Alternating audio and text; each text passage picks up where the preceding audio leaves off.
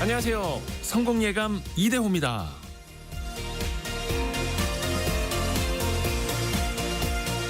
가끔 하늘을 올려다 보시나요? 특히 가을 하늘은 더더욱 시원하게 느껴지죠.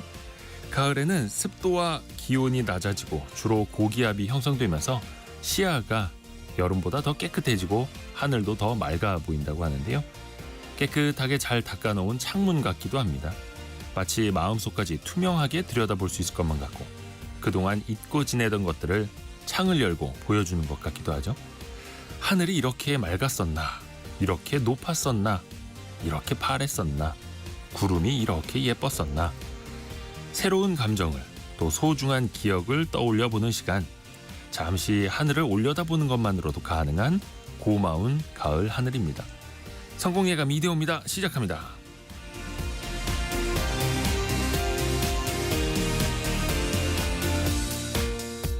안녕하세요. 이대호입니다. 오늘은 11월 8일 화요일에는 원탁의 기자들 KBS 기자들과 함께 지식도 쌓고 토론도 하는 시간이죠. 22대 국회 국정감사가 시작이 됐습니다. 어제부터 시작이 됐는데요. 경제 분야에서는 올해도 이 기업인들이 또 많이 증인으로 채택이 됐는데요. 국감장을 뜨겁게 달굴 주요 관전 포인트 같이 한번 살펴보시고요. 또 필리핀 가사 도우미가 투입된 지 한 달이 지났습니다. 업무 환경, 비용, 또 여러 잡음이 끊이질 않는데요. 어떤 보완책이 필요할지 같이 한번 논의해 보시죠. 자, 오늘도 빠지지 않고 경제 상식 퀴즈가 나갑니다. 정답은 세 글자가 되겠네요. 소득 양극화, 이런 이야기 정말 많이 들어보셨을 텐데요. 특히 이 직종도 피해가지 못했습니다. 국민의힘 박성훈 의원이 국세청 자료를 분석해 보니까 건축사와 감정평가사의 경우 상위 10%가 이 시장의 약 70%를 점유했다고 하고요. 변호사, 회계사는 더합니다. 상위 10%가 시장의 80%를 차지하고 있었다. 또 따지고 보면 변호사 5명 중에 1명은 월 400만 원도 벌지 못한다는 결과도 나왔고요. 일종의 그 직업군을 맞춰주시면 됩니다. 소위 사자로 끝나는 사자 돌림 직업을 이렇게 부르기도 하죠. 전문적인 지식이나 기술이 필요한 직업을 세 글자로 우리는 이렇게 부릅니다. 전문적인 지식이나 기술이 필요한 직업. 요렇게 세 글자. 짧은 문자 50원, 긴 문자 100원이 드는 샵 9730이나 KBS 콩으로 정답 올려주시면 되고요. 다양한 선물, 추첨을 통해서 보내드리고 있습니다. 또 유튜브를 통해서도 스튜디오 함께 하시죠. 성공예감 이대호입니다. 자주 검색하시면 성공이 가까워집니다.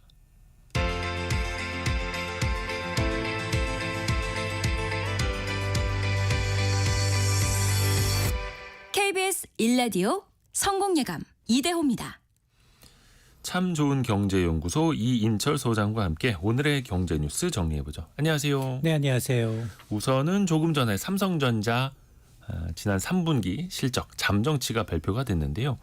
매출이 79조 원. 이게 직전 분기보다 6% 이상 늘긴 했는데 영업이익이 9조 1천억 원. 이게 참 많다 적다 따져보려면 사실은 직전 분기 전년 동기 대비도 중요합니다만 시장이 얼마를 예상하고 있었는가도 중요하잖아요. 맞습니다. 컨센서스라고 하는 애널리스트 예상 평균치가 11조 원 정도였죠. 또 이것도 최근에 많이 내려오고 있는 눈높이가 낮아진 11조 원이었는데 9조 1천억 원에 그쳤네요. 맞습니다. 일단 언론들은 어닝 쇼크다라고 이제 표현을 하고 있습니다. 사실 이번 3분기 삼성전자의 잠정 실적 발표 관전 포인트는 과연 글로벌 메모리 반도체 1위 기업 삼성전자가 SK하이닉스한테 그 자리를 내줄 것인가에 쏠렸거든요. 물론 SK하이닉스는 실적 발표가 좀 남아 있습니다. 네. 그럼에도 불구하고 업계에서는 올 게 왔다. 삼성전자가 드디어 밀리는구나 라고 보고 있는 것 같아요. 일단 올 3분기 삼성전자 연결 기준 매출은 79조 원, 영업이익은 9조 1천억 원입니다. 지난 2분기 대비 매출은 6.68%가 늘어서 역대 최대입니다. 그럼에도 불구하고 영업이익은 석 달 만에 12.84% 하락을 했습니다. 구체적으로 이제 사업별 실적이 공개되지는 않았어요. 근데 이제 반도체 사업 부분만을 떼어놓고 보면 그동안 절반 이상의 영업이익이 반도체에서 나왔거든요. 그렇죠. 그래서 이번에도 그래도 삼성전자 6조 원대 반도체 영업이익 나지 않겠느냐라고 했는데 지금 이 수치를 보면 5조 원대가 가능할까? 라는 의문이 지키고 있고 지금 업계 예상으로는 SK하이닉스는 한 6조 원대 초반에서 7조 원대까지도 보고 있거든요. 자, 그러다 보니 삼성전자의 메모리 반도체 1위의 입지가 좀 흔들리고 있다라는 건데 이게 단기적으로 실적 발표하면 사실은 3분기 실적보다는 보통 4분기 실적 전망을 어떻게 내놓느냐에 관심이 쏠렸지만 지금 보면 삼성의 어떤 구조적인 문제가 좀 있는 거 아니야? 삼성의 강점하면 혁신, 초격차 전략은 사라지고 지금 비용 절감에 나서고 있습니다. 삼성전자의 해외 인력이 14만여 명이 돼요. 네. 벌써 외신을 통해서 10% 이상 감원하고 있는데 불과 몇 년 전만 하더라도 삼성전자는 파운드리 1위 외치면서 공격적인 투자를 왔습니다. 네. 그걸 지금 비용을 이유로 다시 투자를 축소하고 있습니다. 자, 그러다 보니 어떤 삼성의 리더십 부재, 혁신과 미래 비전에 받는 어떤 결단력 있는 리더십이 나와야 지금 예전에 삼성의 어떤 입지를 조금 더 구축할 수 있을 것으로 보이는데 굉장히 좀 실망스럽습니다. 실적 발표 이후에 삼성전자의 전영현 부회장이 거의 사과문을 내놨네요. 그 시장의 기대에 미치지 못하는 성과로 근원적인 기술 경쟁력과 회사의 앞날에 대해서까지 걱정을 끼쳐드렸다 이렇게 밝혔고요. 또 지금 처한 엄중한 상황도 꼭 제도약의 계기로 만들겠다. 위기 극복을 위해서 저희 경영진이 앞장서겠다 이렇게 밝혔습니다. 해서 단기적인 해결책보다는 근원적인 경쟁력을 확보하겠다. 무엇보다 기술의 근원적 경쟁력을 보완하겠다. 이렇게 또 강조를 했네요. 삼성전자가 최근에 6만 원도 잠깐 이제 주가가 깨졌었고 오늘도 0.6% 내린 6만 600원 가리키고 있고 물론 이제 오늘은 하이닉스도 0.7% 정도 조정을 받고 전체적으로 시장이 좀 조정을 받긴 합니다만 삼성전자 주가는 유독 더 약세인 흐름이기도 합니다. 밤사이에 미국 시장도 조금 쉬어갔죠? 맞습니다. 미국이 일단 고용 지표가 호조를 보이면서 채권 금리가 올랐고요. 국제 유가가 닷새 연속 오른 게 증시에 부담을 줬습니다. 뉴욕 증시 주요 3대 지수가 일제히 떨어졌는데요. 다우 지수가 0.94% 하락을 했고 기술주 중심의 나스닥 지수는 1.18% 비교적 큰 폭으로 떨어졌고요. 네. 대형 지수지 S&P 500 지수도 0.96% 약세였습니다. 글로벌 채권 금리의 벤치마크 역할을 하는 10년 만기 국채 수익률이 지난 8월 초 이후 두 달여 만에 4% 위로 상승을 했습니다. 미국이 피벗을 해서 통화정책 전환을 해서 B컷이냐 추가로 베이비컷이냐를 논의하고 있는데 10년물 장기 국채 금리가 올랐다는 얘기는 이제 B컷도 좀 어렵고 베이비컷도 좀 서두르지 않는 거 아니야? 이런 분위기가 좀 팽배한 상황이고요. 특히 이제 국제 유가가 오늘 하루 만에 3.7%나 급등을 했습니다. 네. 일단 이제 이스라엘이 이란의 원유 수출을 타격할 수 있다라는 우려가 나오면서 이번 주 들어서 닷새 연속 국제 유가가 올라서 첫날 5%, 오늘은 3.7%가 올랐는데 물론 미 연안에 허리케인이 좀 근접을 하고 있다라는 소식도 악재였지만 5일째 상승률을 봤더니 12%가 올랐습니다. 네. 배럴당 $70 아래로 머물렀던 지금 텍사스산 중진류는 이제 $77대, 북해산 브렌트유는 $80대를 돌파를 하고 있는 상황인데요. 아직 공격 안 했거든요. 심리만으로 지금 이렇게 올랐다는 거고요. 또 이러다 보니까 이제 국내 증시도 영향을 받고 있는데요. 어제는 외국인 기관의 쌍끌이 매수세로 2,600선을 회복을 했는데 오늘은 좀 12포인트 코스피가 떨어지면서 2,600선을 살짝 밑돌고 있고요. 코스닥은 그나마 강보합입니다. 수급은 외국인 기관이 매도하고 있는 가운데 개인만 사들이고 있고요. 삼성전자 여전히 6만 700원에서 6만 선 지지 여부를 테스트하고 있습니다. 국제유가가 중동의 지정학적 문제가 커지기 전에는 한 $60대 후반에서 $70 초반 왔다 갔다 했었는데 이제는 이제 $80 안팎으로 오가고 있고요. 노동시장 이야기 좀 들어볼까요? 최저임금 이거 자체가 이제 근로자들의 최소 생계를 위해서 반드시 지켜져야 될 건데 최저임금조차도 제대로 안 주는 곳이 있는 게 아니라 그런데 또 늘고 있다고요. 맞습니다. 지금 지난 5년 동안 이제 노동당국에 적발된 최저임금법 위반 사례가 19,000여 건에 달하는 것으로 집계됐습니다. 네. 국회 제출된 이 국정감사 자료를 보면 2019년부터 2023년까지 노동부가 감독한 9만 7천여 개 사업장 가운데 18,700여 개 위반율이 19.2%예요. 그러니까 10개 사업장 가운데 2개꼴로 최저임금을 준수하지 못했다라는 건데요. 네. 위반 건수를 연도별로 보게 되면 2019년에 4천여 건에서 줄었어요. 2020년 700여 건으로 줄었다가 2021년부터 다시 증가하기 시작하더니 지난해 6천 건으로 역대 최다 수준입니다. 규모별로 보게 되면 이제 위반 이 사업장의 경우 5인 이상, 50인 이상 미만 사업장이 59%, 절반을 차지하고 있고 50인 미만 영세 사업장이 전체 70%를 차지한 것으로 나타났습니다. 그러면 최저임금을 안 주면 제대로 주지 않으면 벌을 받을까요? 사법 처리 제대로 어떻게 받습니까? 근데 제대로 받고 있지 않은 것으로 나타났는데요. 이 최저임금법에 따라서 최저임금액보다 적은 임금을 지급했다. 아니면 최저임금을 이유로 종전의 임금을 좀 낮췄다. 이럴 경우에는 3년 이하의 징역 혹은 2천만 원의 벌금에 처해질 수 있습니다. 네. 그리고 최저임금을 꼭 고지해야 되는데 이 주주의무를 위반한 경우에도 100만 원의 과태료가 부과될 수 있는데 근데 실제로 이제 위반 사업체에 대한 조치 내역을 보니 시정해라라는 게 99.8%. 네. 그리고 과태료 처분은 13건이었고요. 5년간 사법 처리는 26건. 전체 위반 건수의 0.1%만 사법 처리로 이어졌습니다.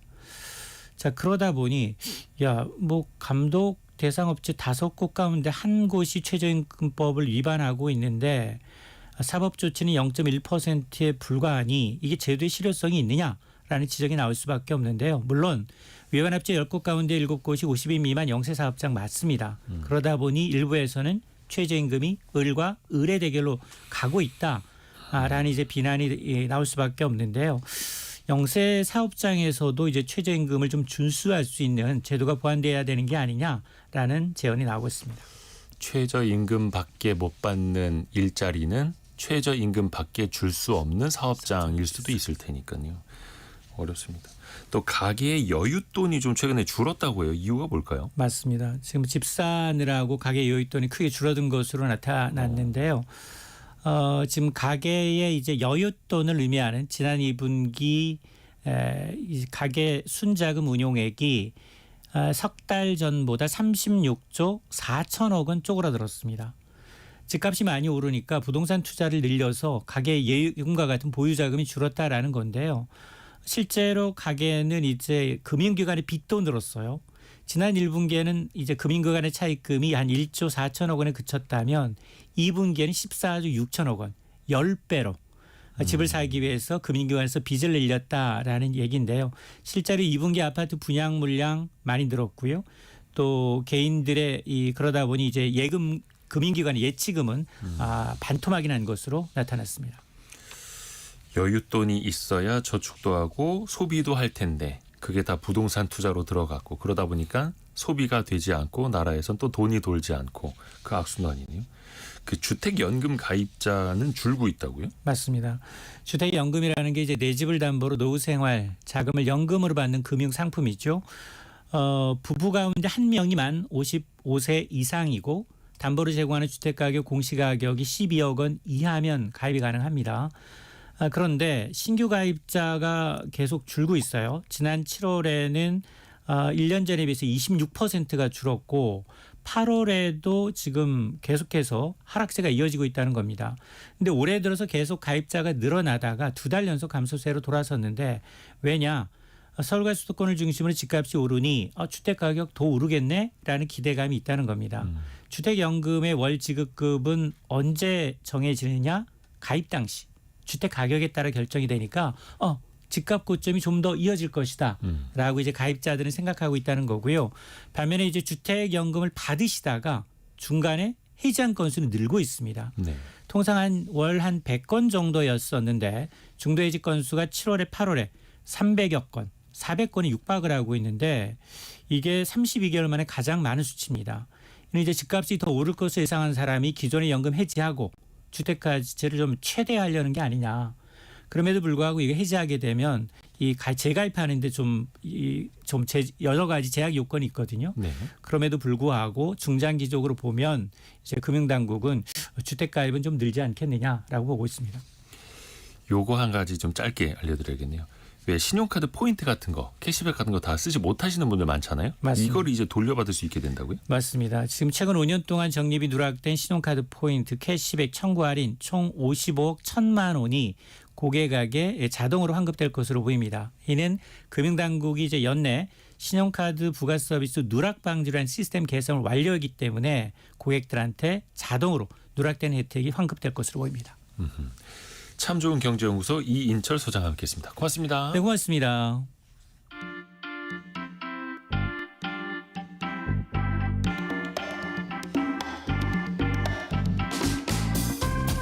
지금 여러분께서는 KBS 일라디오 성공예감 이대호입니다를 듣고 계십니다. 프로그램에 참여하신 청취자 여러분께는 추첨을 통해 아름다운 식탁 창조 주비푸드에서 뿌리 담은 리얼 생 와사비를, 쉽고 빠른 판촉물 제작 시너지 기프트에서 무드 등 미니 가습기를, 그리고 성공예감에서 준비한 커피 쿠폰을 보내드립니다. 당첨자는 성공예감 이대호입니다 홈페이지에서 확인하세요. 성공예감 이대호입니다. 지금 10월 8일 9시 21분 함께하고 계십니다. 원탁의 기자들 K 함께하는 화요일입니다. KBS 김준범, 강나루, 장혁진 기자 함께합니다. 안녕하세요. 안녕하세요. 안녕하세요.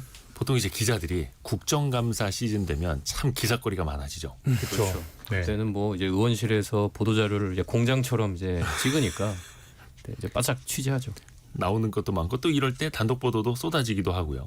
그때 기자들을 또 많이 찾습니다. 보좌진들이 기자 찾을 일이 1년에 그렇게 많지 않은데 네. 그때 되면 이제 안부도 많이 묻고 그래서 이제 그쪽에 어떤 필요들이 생기는 거죠. 국감 때는. 보좌관들이 정말 고생을 많이 합니다. 그렇죠. 이게 의원실별로 국감 자료가 얼마나 보도됐는지를 뭐 민주당이든 국힘이든 이제 정량화해서 의원 평가에 반영을 하거든요. 언론사에서도 개별적으로 국감 우수 의원 이런 거 뽑아서 그렇죠. 뭐 홍보하기도 하고 하다 보니까 이제 아무래도 의원실 입장에서는 경쟁을 하죠. 경쟁을 하고 어쨌든 경쟁에서 보이려면 좀 선명한 것들을 해야 되니까 좀 약간 그것도 부작용이 좀 있죠. 예. 특히 이제 장혁진 네. 기자가 이야기한 것처럼 보좌진들도 정말 고생 많이 하고 거의 뭐 휴일 뭐 주말에도 집에 못 들어가고 밤새기도 하고 홍명숙님이 아들도 국정감사 준비한다고 연장 근무하던데요. 이렇게 보내주셨는데 보좌진. 아니 근데 보좌진이 아닐 수도 있고 피감기관 그렇죠. 그쪽에서 직원일 수도 있어요. 자료 요구가 쏟아지니까. 네. 정부 공공기관 뭐 부처 이런 데뿐만이 아니라 피감기관 안에 있는 직원들까지도 자료 만들려면 엄청나게 고생합니다. 근데 또 이제 국정감사장에서 의원님들이 왜 자료 제출 똑바로 안 하냐고. 그렇죠. 오후까지 다시 가져오라 이러면 또 이제 힘 쭉쭉 빠지는 거죠. 국정감사하면 이제 피감기관의 어떤 뭐 국과장급 이렇게도 이제 뭐 세종에 많이 있는 경우도 있는데 막 다 여의도로 올라오기 때문에 그렇죠. 국회에 가면 뭐 그 회의장 밖에도 막 복도에 앉을 데 뭐. 없어서 막 다 서 있고 막 주변에 카페도 예. 가 있고 거기에 막 취재진들도 있고 그래가지고 네. 국회가 엄청 북새통입니다. 여의도 지역 경제가 이만큼 바짝 역시 좋아집니다. 또 경제 라디오로 바로 또 근데 그 국정감사 그 수많은 자료들 또 의원들 한 명 한 명이 맡고 있는 피감기관들도 엄청나게 많잖아요. 맞습니다. 정말 그 수십 개의 자료들을 준비하는데 그게 다 어떻게 이루어질까요? 근데 뭐 작년 거나 재작년 거를 재활용하는 경우가 뭐 없지는 않고 좋은 사실. 말로 하면 이제 예. 업데이트. 예, 업데이트하는 경우도 이제 그리고 그 정책 보좌관들, 정책 비서관들이라고 해서 각 부처의 장악력이 굉장히 높은 그 보좌진들이 많고 점점 더 많아지고 있습니다. 저는 이건 뭐 바람직한 현상이라고 생각을 하는데 다만 이제 그 이제 의원들의 보좌진 중에서는 이제 뭐 정책에 빠삭한 이제 비서관들, 보좌관도 있지만 뭐 이제 정무적인 이제 역할을 맡는 이제 보좌관도 있고 어떤 지역의 어떤 일들을 맡는 경우가 있는데 사실 선거에 도움이 된다고 친다면 이제 정책 쪽은 조금 밀리다 보니까 그런 점들이 좀 아쉽기는 하죠. 근데 이게 뭐 해묵은 주제긴 한데 이게 1년에 한 3주 국감하거든요. 국정감사를. 네. 그러니까 이제 1년 365일에 다루던 일을 3주 21일 동안 다루다 보니까 하는 사람도 힘들고 자료 그 국감을 감사를 당하는 정부도 힘듭니다. 그리고 왜냐하면 그리고 생산적인 논의라는 거를 할 수가 없어요. 의원별로 한 7분에서 8분 정도의 시간을 주는데 7분 8분이면 질문 답변 반반 쪽이면 3분 반 정도 얘기하고 끝나거든요. 거기서 무슨 논의와 무슨 토론, 무슨 어떤 생산적 고민이 짧죠. 되겠어요. 그러니까 호통치는 거예요. 이 원탁의 기자들 예. 코너 시간보다 짧아요. 그러니까 이거는 우리가 늘 나온 얘기지만 국감을 1년 365일 내내 하자라는 식으로 가야 이게 그나마 차분하게 주제를 잡아서 하는 어떤 정말 국정감사다운 감사가 되고 지금처럼 3주 하면은 바싹 일하고 노는 거예요. 쉽게 말하면. 그러니까 이게 바람직하지 않죠. 국회의원당 질의 시간이 제가 알기로는 오전에 한 7분, 오후에 5분. 그리고 추가 질의가 있으면은 뭐 저녁에라도 또 추가 질의하는 경우도 있어요. 그래서 하루에 국정감사가 거의 이제 저녁 늦게 끝나기도 네. 하고 정말들 고생 많이 하십니다. 근데 어찌 됐든 간에 입법부에서 행정부로 또 이제 견제 감시하기 위한 필요한 장치이고 일이죠. 또 생산적인 결과도 좀 많이 나왔으면 좋겠는데 항상 또 이맘때쯤 되면은 기업인들이 많이 이제 국감장에 소환이 돼서 요거 가지고도 참 갑론을박이 많습니다. 그 이제 기업의 뭐 다 잘 아시겠지만 이제 국회팀 또는 뭐 대관팀이라고 해서 이제 국회 대응부서 뭐 아니면 팀 아니면 뭐 적어도 담당자 이렇게 두는데 네. 그분들 만나가지고 얘기 들어보면 이제 약간 1년 농사라고 표현도 하시더라고요. 1년 그러니까 농사. 1년 동안 이제 국회팀 대관팀이 열심히 이제 국회 관계자들 만나고 이제 의원실 가서 뭐 여러 가지 이제 대응 이렇게 하면서 이제 관계도 쌓고 그러는데 이제 그게 어떻게 보면 이제 가장 꽃을 피우는 게 이제 국정감사 때 이제 기업 입장에서는 아무래도 좀 CEO 총수들이 이제 국정감사장 이제 불러오는 거를 이제 최대한 좀 방어하고 적어도 이제 어떤 질의가 나오고 어떤 아젠다가 올라오고 이런 것만 파악해도 그 국회팀과 대관팀에서는 좀 1년 농사를 잘 지었다 이런 평가를 받는다고 하더라고요. 그렇죠. 근데 1년 내내 고생했는데 정작 우리 회사 사장님 국정감사 출석을 못 막았다. 그럼 이제 그래서 엄청 혼나는 거죠. 국정감사 기간에 기업인들이 이제 증인이나 참고인으로 출석하는 거를 우리가 다루는 관점이 네. 약간 이렇게 돼 있거든요. 그러니까 지나치게 많이 부른다. 국회의 갑질이다. 국회는 나쁜 놈, 기업인은 당하는 놈. 이 구도로 돼 있어요. 뭐 그런 측면도 없지 않아 있긴 합니다. 너무 많이 부르는 측면도 있고 굳이 고작 저거 물어보려고 바쁜 사람 불렀어 이런 느낌이 있는데 저는 기본적으로 국회가 기업인을 부르는 걸 우리가 배관시할 필요는 전혀 없다고 생각해요. 오히려 기업인을 많이 부른다는 것은 우리 사회의 쟁점이 기업발 쟁점이 많아진다는 걸 보여주는 거고 올해 1월에 미국에서 그 SNS 관련 청문회가 열렸는데 네. 거기에 마크 저커버그, 맞아요. 그다음에 틱톡의 CEO, 그다음에 뭐 우리가 아는 뭐 여러 가지 기업들의 CEO 다 나왔고, 거의 SNS 운영하는 회사 CEO들이 다 불려 나왔었죠. 예, 그리고 AI 청문회 할 때는 샘 올트만도 불려 나왔어요. 그러니까 기업인들이 사회에서 중요한 역할을 하고 있기 때문에 거기서 뭔가 문제가 생기면 국회에 나오는 건 당연한 겁니다. 다만 불렀을 때까지가 말씀드렸듯이 호통치고 싸우고 말장난하고 네. 이게 문제인 거죠. 정말 그런 중요한 사람들이 국민이 뽑은 국회의원과 대기업의 총수나 뭐 오너들이 기업인 경영자가 나왔으면 충분한 시간을 갖고 토론하고 최소한 합의, 협의 혹은 약속을 받아는 이런 모습들이 나오지 않으니까 이게 문제인 것이지 기업인을 부르면 안 된다. 이건 저는 아니라고 봐요.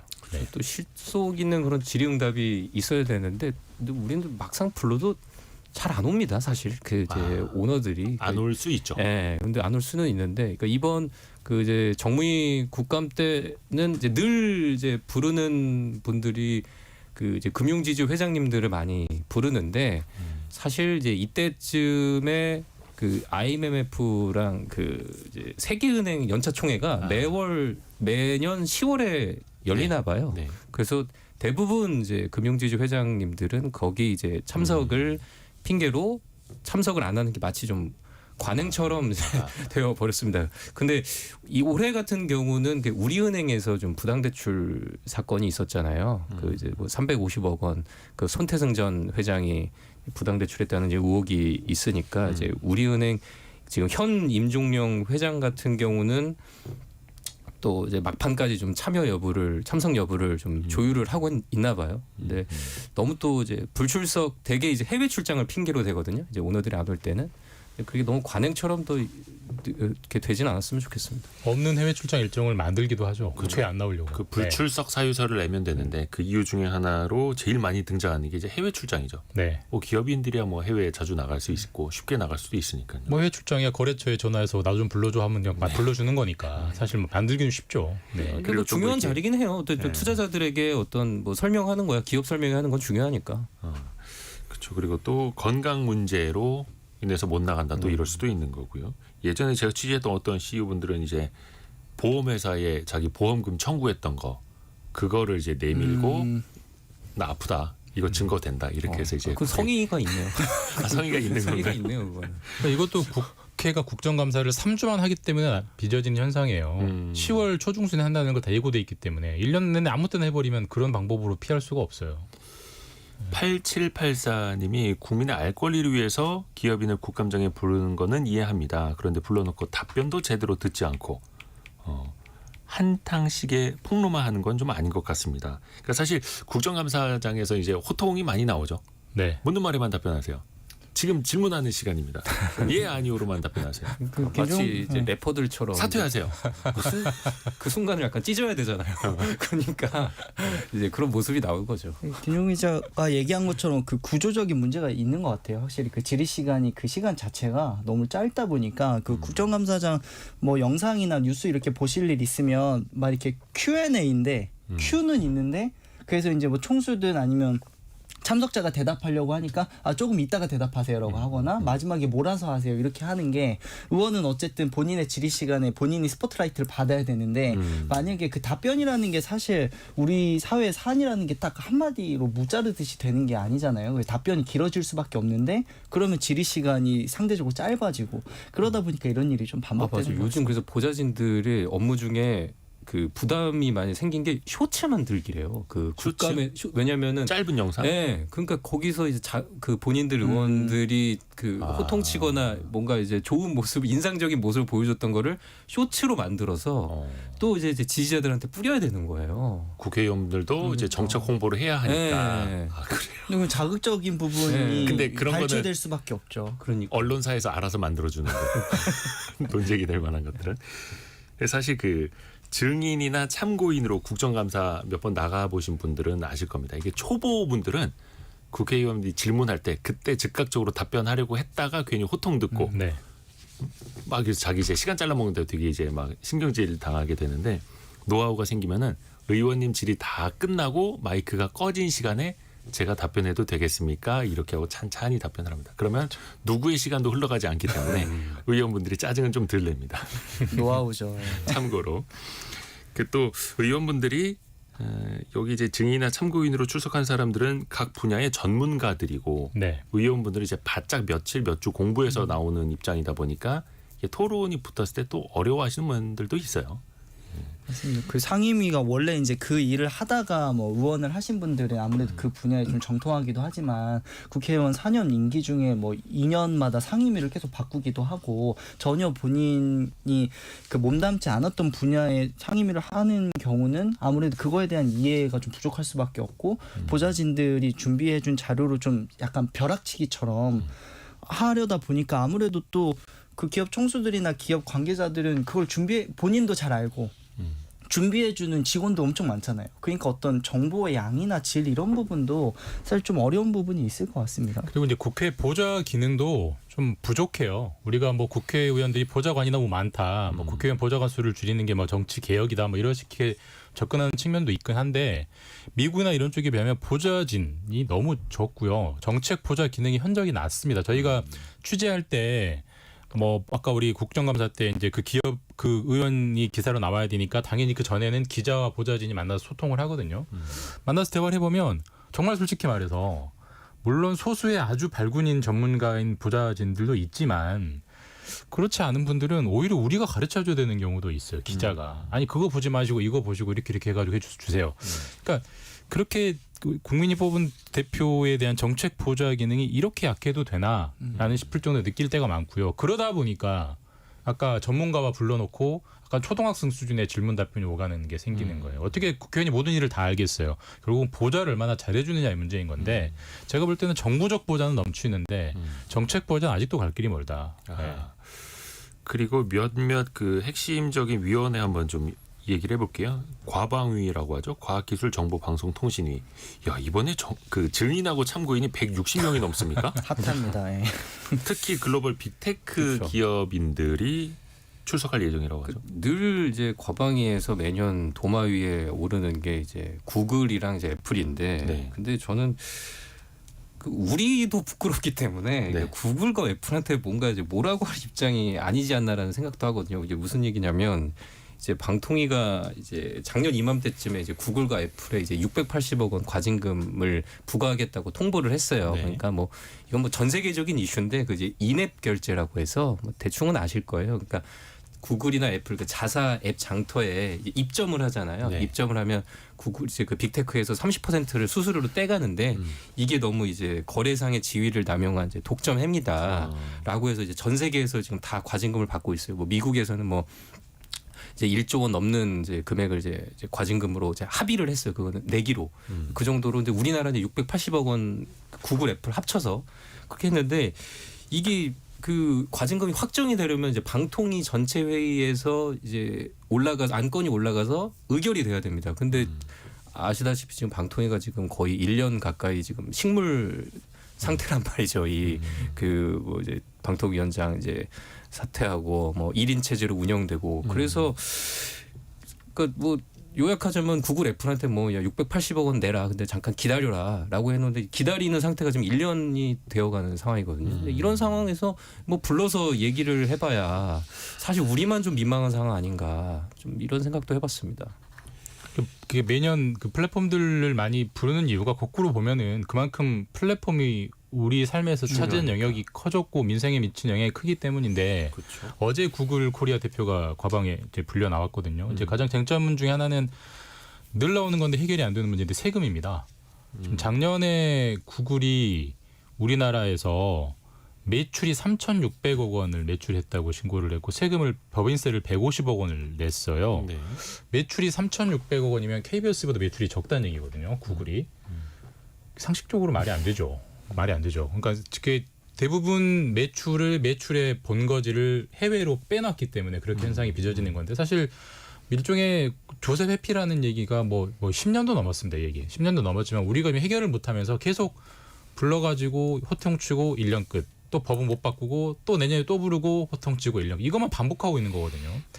이거는 뭐 물론 안 내는 구글도 하고 뭐 회피하는 구글도 좀 약오르긴 하지만 이걸 보고 있는 국회의원 도대체 법 안 바꾸고 뭐 하는 거냐. 저는 그런 생각이 들더라고요. 국회는 이제 법을 네. 바꿀 수 있는 곳이니까.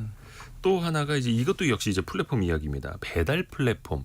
여기가 상생 협의체를 만들었는데도 5번의 회의를 해도 성과가 안 나왔고 뭐 오늘 6차 회의를 한다고 하는데 이 배달 플랫폼 기업인들도 그 국회 상임위에 국정감사 증인이나 참고인으로 많이 또 나올 수밖에 없겠죠. 그리고 이제 배달 플랫폼 뭐 요즘 시키시면 느끼시겠지만 이게 수수료가 많이 오른 것 같다라고 체감을 하실 네. 거예요 실제로. 그래서 배달 앱 시장 1인 배민 같은 경우에 이제 수수료를 6.8에서 지난달에 9.8로 올렸죠. 그래서 앵커님이 얘기하신 것처럼 이제 계속 뭐 이제 관련된 상생 협의 회의를 이제 계속 여는데 근데 이제 배민이 이제 최근에 그래서 이제 본인들이 먼저 차등 수수료를 제한하겠다라고 이제 기사들이 나오고 있습니다. 그러니까 이게 정치권에서 워낙 민심이 좀 안 좋잖아요. 그렇죠. 배달은 시키는 건 이제 그 민생에 직접적으로 영향이 미치는데 이거 너무 중간에서 이제 가로채는 거 아니냐 이런 목소리가 나와서 수수료를 아예 이제 법률로 정해버리겠다라는 움직임이 나오니까 배민에서 이제 뭐 매출 하위 10%는 한 뭐 2% 수수료만 매기고 매출액의 한 10에서 30% 식당은 3% 이런 식으로 이제 차등 적용하겠다 이런 건데 사실 이제 국정감사의 뭐랄까 약간의 순기능일 수도 있는 게 이제 국정감사 때 분명히 상임위나 이런 데서 그 선출직인 국회의원들이 분명히 이제 이 질의를 많이 할 거거든요. 그렇기 때문에 이제 배민에서 약간 선제적으로 차등 수수료를 이제 제한했다라는 좀 분석들이 있습니다. 근데 또 이제 반응들을 좋지는 않더라고요. 그 왜냐하면 업체에서는 이제 매출 규모가 작은 데들만 낮게 해주고 매출 규모가 큰 데들은 또 똑같이 받거나 그렇죠. 유지가 될 수밖에 없는 그런 또 환경이기 때문에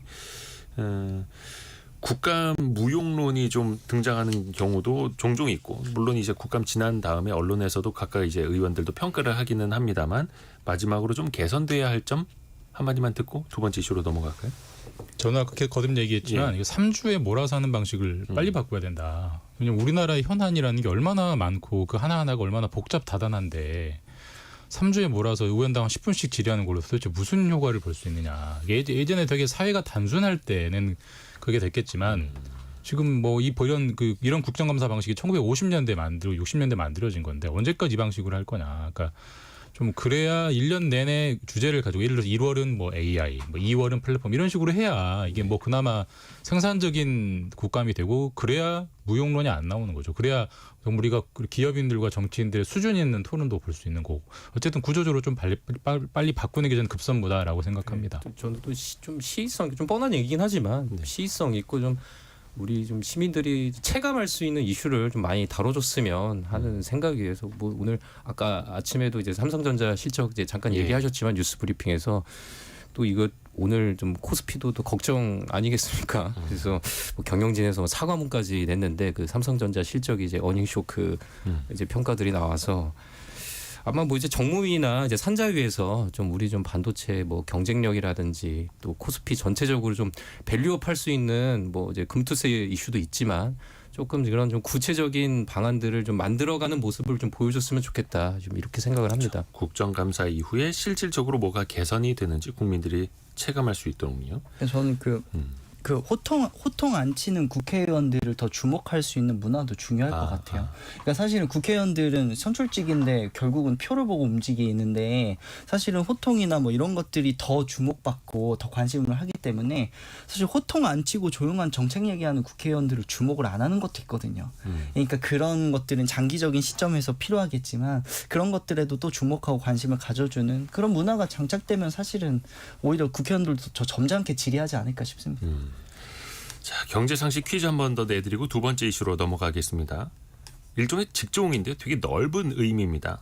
변호사, 회계사처럼 특정 업무를 전문적으로 하는 사람, 소위 이제 사자 들어가는 직업 뭐 이렇게 부르기도 하죠. 국세청의 지난해 부가가치세 신고 현황을 보면요. 개인 기준으로 변리사의 과세 표준이 5억 4천만 원으로 해서 수입이 가장 많았다고 합니다. 이어서 관세사, 세무사, 건축사, 법무사 등이 뒤를 이었고요. 근데 이거는 이제 호칭 혹은 이제 직업명을 넓게 부르는 거고 사회 통념상 이렇게 부를 거 뭐 법으로 정해진 호칭 규정이 따로 있는 건 아닙니다. 각자의 자리에서 전문적인 일을 한다면 모두가 여기에 포함이 될 수도 있는 거죠. 정답도 많이들 보내주셨는데요. 4966님, 저도 이쪽 분야에서 일을 하는데 진짜 일이 없습니다. 유유.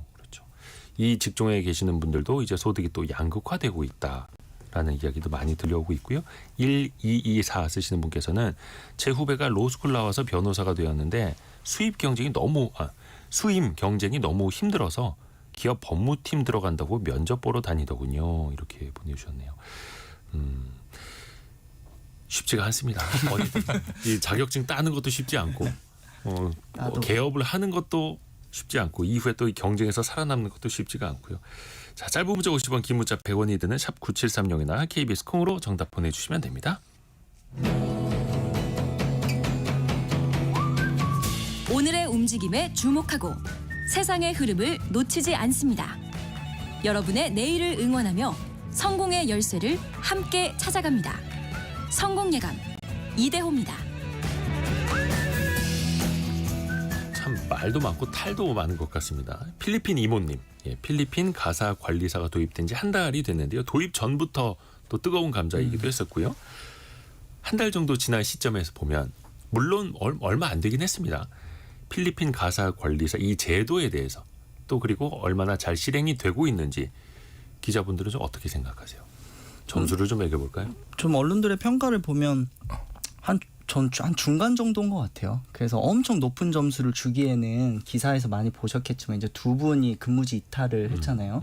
그래서 이제 관리가 안 된다라는 부분 때문에 좀 그 부정적인 인식이 좀 있어서 엄청 A, B 뭐 점수를 주기는 어려울 것 같고 그렇다고 완전 밑바닥 E, F를 주기에도 좀 박한 게 또 평이 또 좋은 부분이 있더라고요. 그래서 내국인 도우미에 비해서 시급도 어쨌든 저렴하고 업무 이해도나 이제 의사소통 능력에서도 좋다 이런 평가가 있어서 한 중간 정도의 평가를 좀 받고 있지 않나 생각합니다. 뭐 저도 비슷한데 이게 뭐 지금 100명 정도가 한 달 정도 일을 했기 때문에 뭐 90점이다, 뭐 60점이다 평가하기는 좀 어려운 것 같고요. 저는 그래도 어쨌든 첫 발을 뗐다는 것 자체가 저는 평가할 지점이다. 왜냐하면 우리가 뭐 결국은 저출생은 어떻게든 해결하려고 노력을 해야 되고 그 중에 하나가 돌봄 비용이나 돌봄에 들어가는 시간을 좀 줄여줘야 되는 정책이 필요한데 거기에서 아무것도 안 하고 있는 것보단 이런 거라도 일단 도입을 해서 물론 많이 고쳐 나가야 될 겁니다. 어쨌든 논쟁 지점도 많고 근데 어쨌든 시작을 했기 때문에 논의가 되고 있잖아요. 그런 지점에서는 저는 분명히 안 한 것보단 100번 낫다라고 생각하고 뭐 임금 문제라든지 뭐 최저임금 적용 문제라든지 그다음에 이게 지금 이번에 100명 중에 한 40%, 한 40명 정도는 서울에서도 강남 4구에서 이제 쓰고 있더라고요. 그러니까 이게 골고루 퍼져야 이게 돌봄 비용이 떨어뜨려서 저출생에 도움이 된다는 정책 취지가 잘 구현이 되는 건데 그게 뭐 정확하게는 구현이 안 된다는 측면들이 확인되는 거니까 그걸 어떻게 개선해야 될 거냐를 논의해가는 게 이제 남은 숙제 같아요.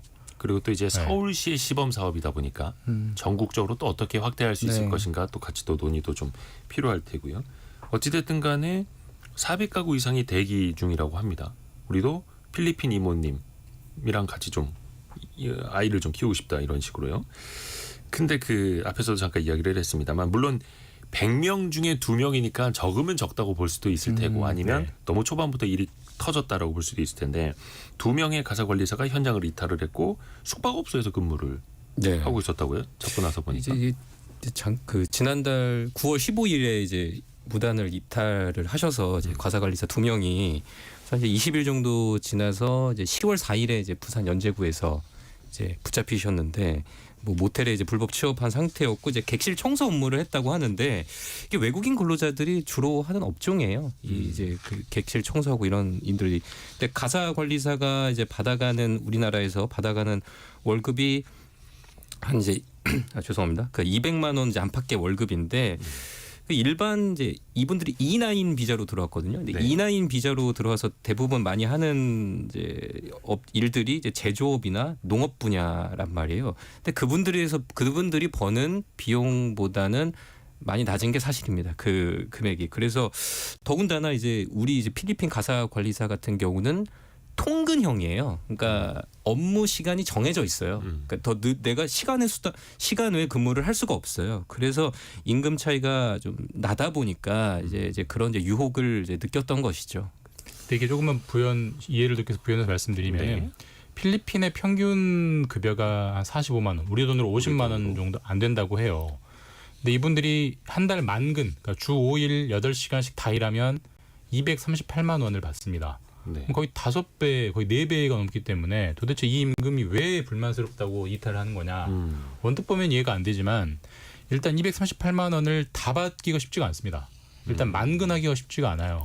휴일도 있고 그다음에 쓰는 가정에서 8시간 굳이 안 쓰는 거죠. 한 3시간 쓰고 4시간 쓰는 경우가 많이 있고 그다음에 거기서 받은 돈 중에 238만 원을 다 받는다고 해도 이분들이 기숙사에 살아서 숙소비를 내야 되고 그다음에 중간에서 중개해주는 한국 업체 중개 수수료를 내야 되거든요. 또 생활비도 필요할 예, 그럼 한 150만 원 정도 받는데요. 그러면은 아까 장혁진 기자 말처럼 다른 일을 하러 우리나라에 들어오면 최소한 최저임금 이상을 받는 건데 그걸 다 자기가 가지는 건데 여기서는 숙소도 통제받고 그다음에 일감도 8시간 준다는 보장도 없고 그러니까 불만이 생기는 거죠. 그러니까 우리 입장에서는 맨날 임금이 높으니까 낮춰야 된다라고 생각하지만 일하러 오는 분들 입장에서는 돈이 너무 적다고 느낀다면 이거는 이대로는 지속이 안 된다는 게 보여지는 거죠.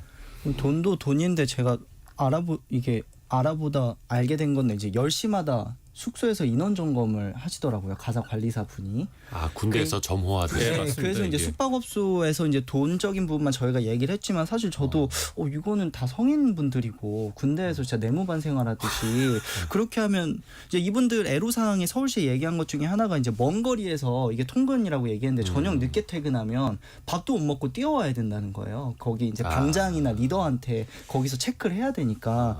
그리고 또 이제 한 가정이 아니라 뭐 두세 가정 같은 경우에 하는 경우에는 중간중간에 이제 마땅히 쉴 때도 없었다고 하고 그러니까 이제 숙박업소로 이탈한 부분이 뭐 돈 좀 더 받으려고 이제 비단 이 부분만 있는 건 아니다. 근데 이제 저는 좀 어떻게 생각하냐면 그래서 이제 통금 해제를 이제 필리핀 가사 관리사들이 많이 요청을 했는데 뭐 물론 인권 침해나 어떤 열악한 처우 문제도 있겠습니다만 그런 것들을 요청한 게 저는 어떻게 생각하냐면 이분들이 더 오래 일하고 싶은 의도도 있었을 거예요.